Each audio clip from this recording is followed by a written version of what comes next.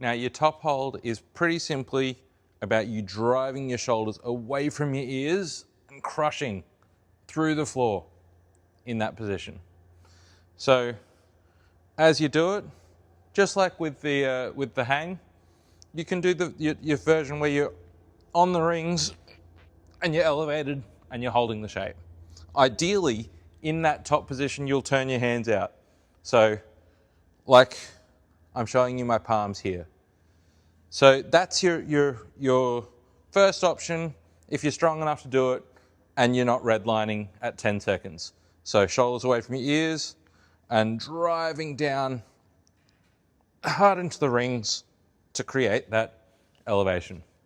Now, if for some reason you find that that's too demanding, what you're going to do is you're going to, and unfortunately these rings are just ever so slightly too high for me.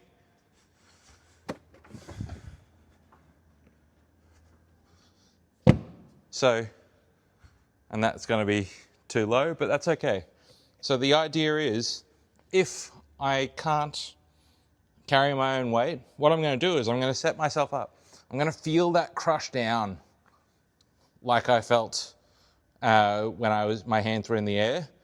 And then I'm just going to lower my knees down to the level that I can tolerate, where I'm still maintaining straight arms and keeping my shoulders away from my ears. If I hunch up, or if I end up here, well, it's more likely to be kind of there, then don't do it. Make it easier for yourself.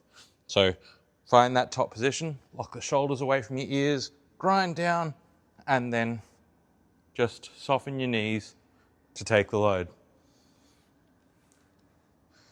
And those are some top hold variations.